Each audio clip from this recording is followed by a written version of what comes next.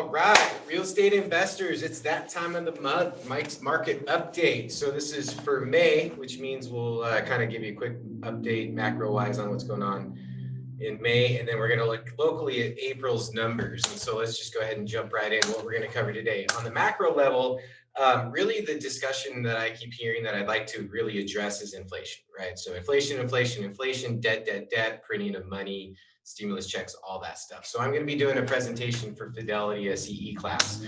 June 10th, 10 o'clock, we're going to talk about how much debt we've occurred since since the pandemic and how we're going to pay it off.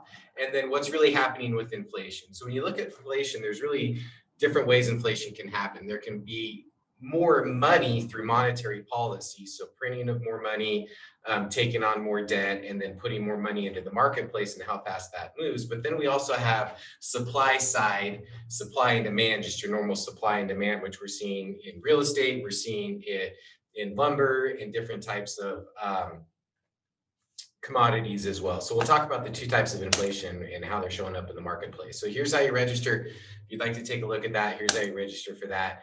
It may be full. If it's full, then reach out to us. We may just do another special presentation on that specifically because there's some pretty good data to go over.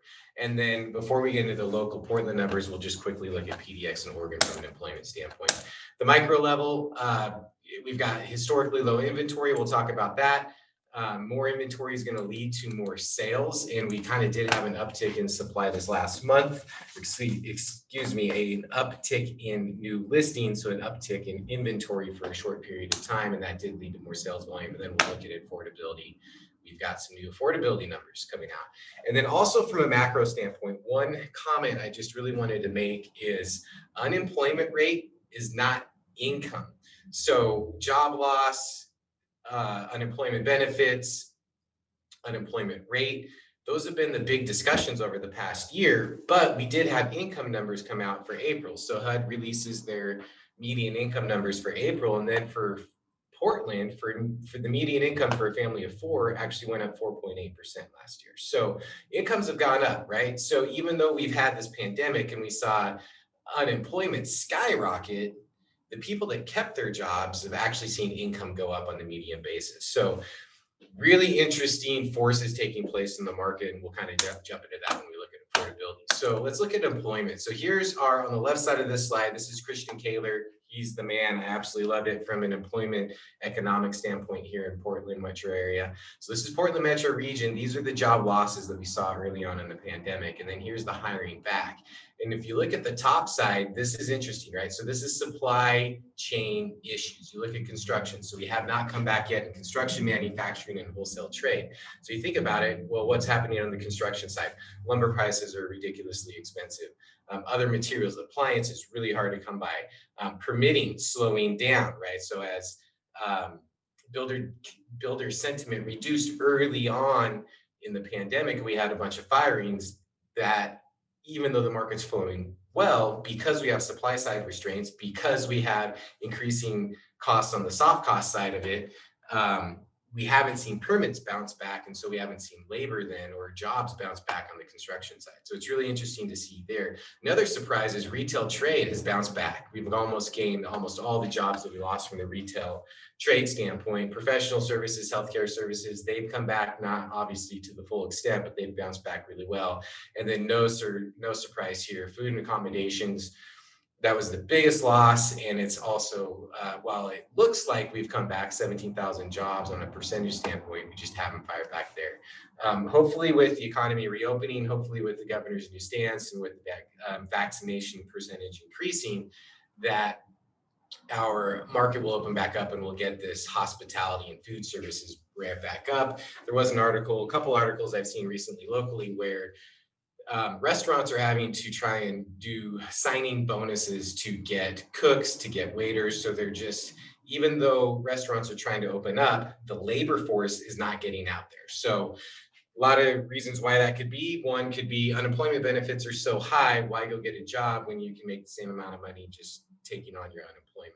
So that's a short-term blip. The other is, well, what about physical fear? So is there physical fear to still go back out and actually be on those front lines and working with people? So we'll see how that comes about, I imagine as unemployment benefits start to reduce, which will happen in September of this year at the federal level, we should start seeing this bounce back better. But even though it's the summertime, even though weather's good, even though people want to go back out, I don't really expect to see this job bounce to happen until late summer and into the fall. So we'll monitor that as Christian keeps bringing data out.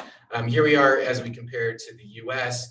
As you can see, we tracked pretty closely to the US. We had tighter restrictions than most states, and so our growth curve wasn't quite as steep on the rebound as the US was. And then when we had our fires and then the secondary shutdown in November, that created a bigger gap. So we're on the right trend. Jobs are starting to come back.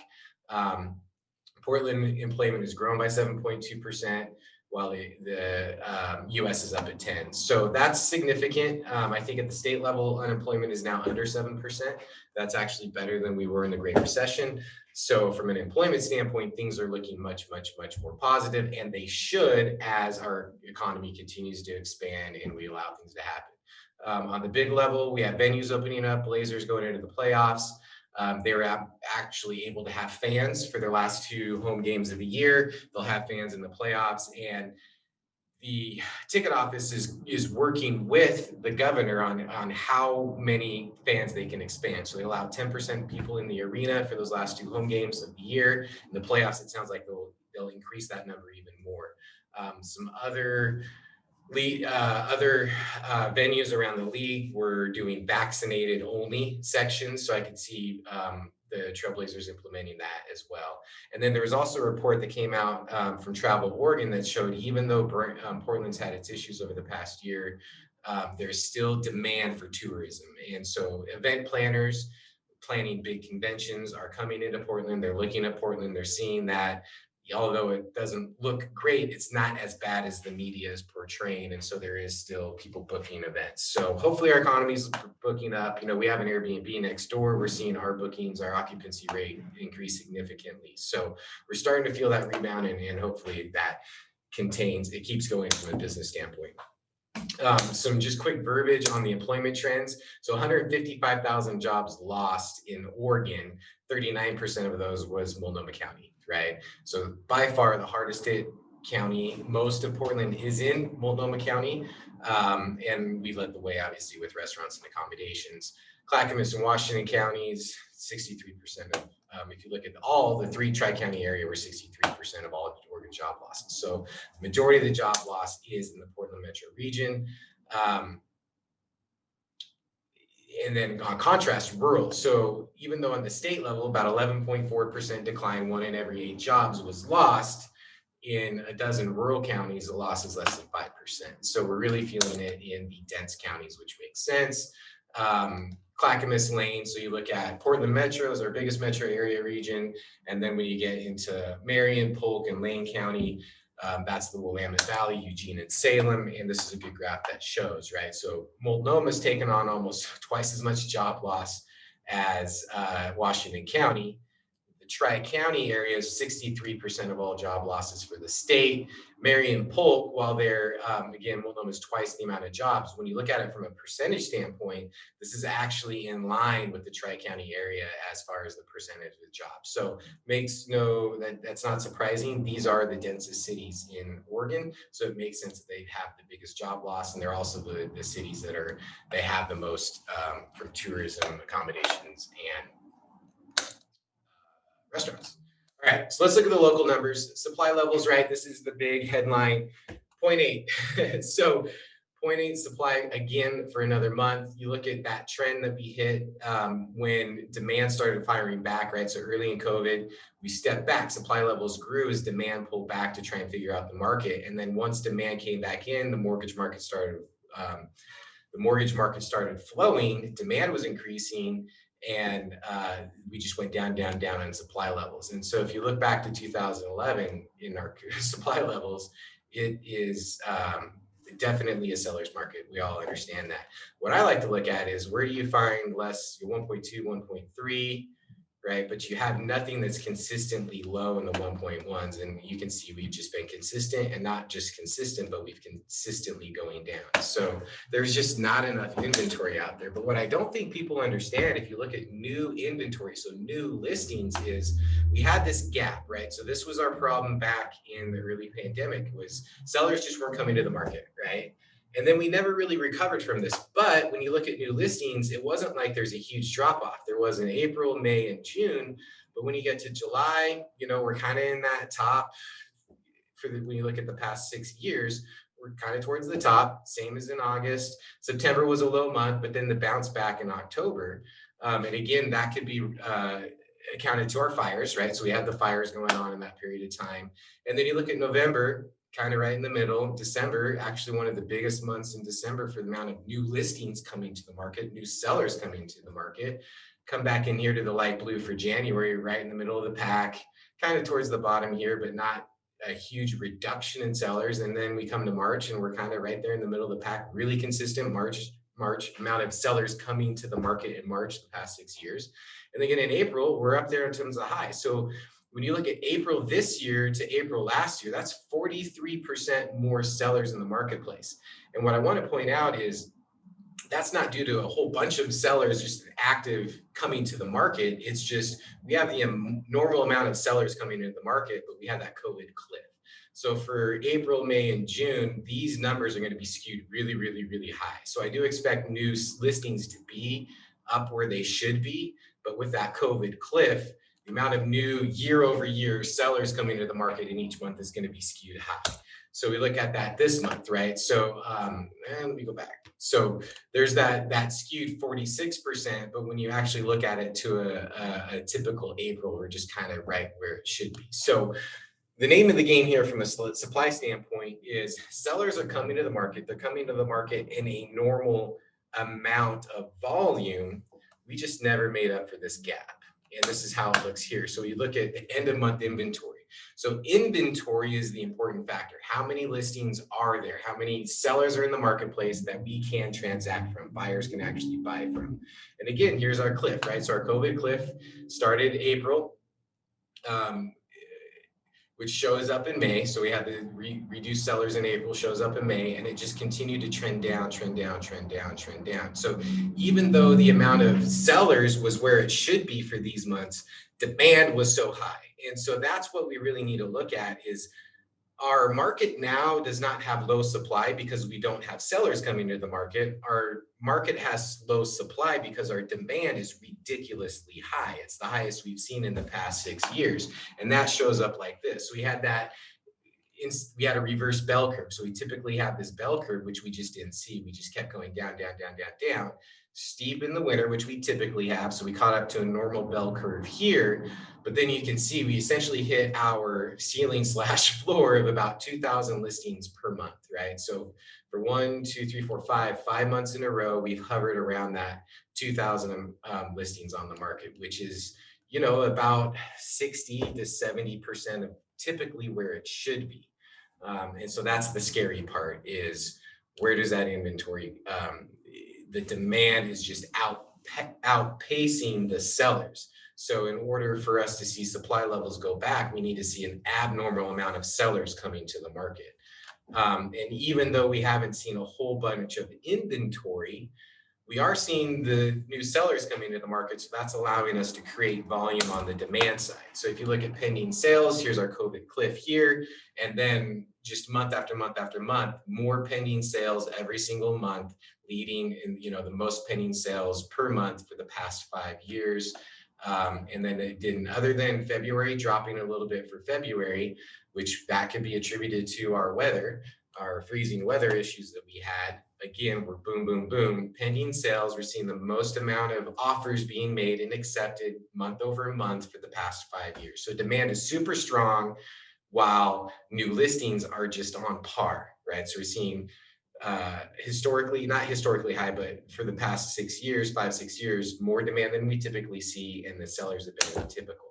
And then on the closed sales side, the same exact thing, just a month shift, right? So closed sales 30 to 45 days. So the closed sales are going to be 1 month, 1.5 to 2 months, 1 to 2 months behind the pending sales. And we saw the exact same pattern. right? So that is the story. We just have a whole bunch of demand. We're getting sellers, just not uh, more than typical amount of sellers to offset the more than typical amount of demand. So what does that lead to? So that leads to lowering days on market, right? So we've got this typical bell curve that we're going to, and this is the typical shape we see early, but instead of seeing this come back, I doubt we'll see it. I think we'll just continue to see this. Maybe it bottoms out like inventory did, but I don't see us really getting that back. So that's just a function of not enough options for buyers and sellers. So when we have that happening, we see values going up. So you look at your average sales price and your median sales price. So the month over month gain, not huge this month. So we're like 0.6% on the average sales price, 2.5% on the median sales price. What I wanted to point out is if you look at April. So if you look at April of this year compared to April of last year, $80,000 increase, which is 17% on the average sales price. On the median side, we've seen $75,000 increase, which is 18%. Look at how that correlates to our year to date, right? So year to date 2021 compared to year to date 2020.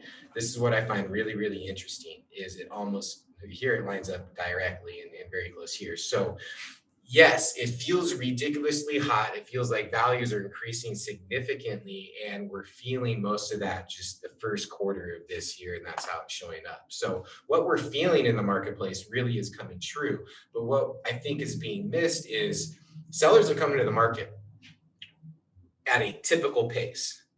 In order to offset the atypical demand, we need to see atypical, and meaning higher volume of sellers coming into the market. And until we see a higher volume than normal on sellers coming into the market, we're going to continue to see inventory at or around 1 month of supply, and we're going to continue to see significant increase in pricing. And one reason, and if you look, let's look into affordability, we can afford an increase in pricing. So this is last month I ran affordability numbers. At the time, median sales price was 488,000 and affordability was at 116%. So above 100 is good. Above 100 means we have affordability, means homeowners can afford their mortgage. So our median sales price went up 12 grand, about 3%, it was what, 2.5%. So median sales price went up in the past month, 2.5%, but affordability increased. Even though interest rates were essentially stable, affordability increased even though the prices went up, and that's because income, right? So now we have a different income number, and that's that 4.8% increase for Portland for the median family of four. So when we have affordability, it allows prices to go up. And that's what we're seeing is even though it feels hot, even though it feels really expensive, our affordability numbers are still pretty darn high when you look at the past 10 years. The last time that we dipped close to 100% was 2018, I think. And again, it was like 110%. We haven't been down near 100% since 2006, 2007. And so, and what have we seen ever since 2010, 11, and 12 is just increasing values. And because the affordability is there, the runway. I saw another report this past month where the average purchase, when you look at the average purchase loan, the buyer's putting down 20%. So they're coming to the table with equity from the get-go. And 80%, I think it was about 80% of those buyers have a credit score of 750 or higher. So we have highly lendable people in real estate. They have really good credit and they have significant down payments. So it's a super healthy buying pool out there. This isn't like 2008, 2007, 6, 5, 4, where we have ninja loans, no income, no jobs. We have choose your payment loans where you can go negative amortization. We have very typical loans, 20% down, high credit score, really low, historically low interest rate, meaning really low monthly payments, which makes properties very, very affordable. So I don't see any end to this in the near term as far as values going up until we actually see more sellers come into the market. So what can bring sellers to the market? Increased prices, right? So we can get more from our home right now than we ever could. That incentivizes sellers to come to the market. Distress. So if you're in forbearance, you can't get back on track. There's equity in the home because values have been going up and you just can't once the forbearance periods go away, then you're incentivized to come to the market because you don't have an artificial release from that financial pain. Ultimately, a sale is going to take all that pain away.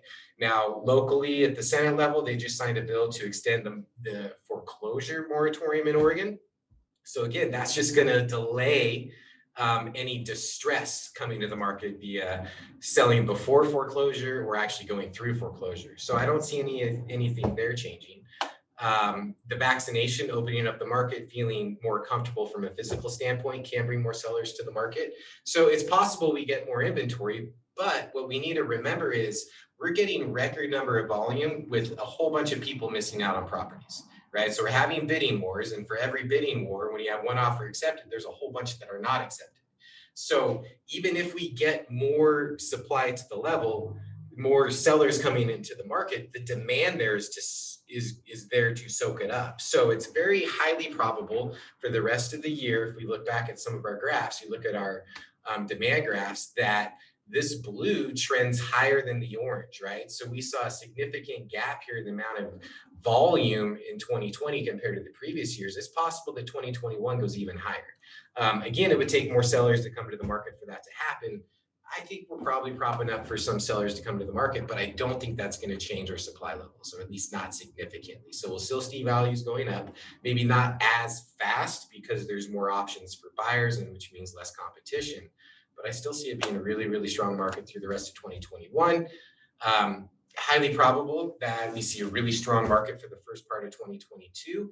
And then depending on what happens from a foreclosure moratorium standpoint, eviction moratoriums at the state level, past due rate got extended to the end of February 2022. The city level, they're potentially going to extend the eviction moratorium further in Portland and Multnomah County. We'll see what shakes out there. But I think it's going to be a really strong at least 12 months, possibly 12 to 18 months before we see much of a change from this standpoint there. So those are kind of my thoughts in a nutshell. And there's a contact information. So if you want to hear more about the macro, if you can't get on that Fidelity presentation, reach out, send an email. We'll look at maybe trying to work that in next month, where I give a bigger macro presentation. We look at the debt and the inflation, because I do have some thoughts that are a little different than what you'd hear in the mainstream media. There's really only one thing that concerns me from an inflation standpoint right now. But I'm hearing a lot more concern at the macro level that I don't think we really need to be concerned about. So we'll talk about that next month. So there you go. Happy investing. Go kick some butt and enjoy this amazing weather that we're having. See y'all later.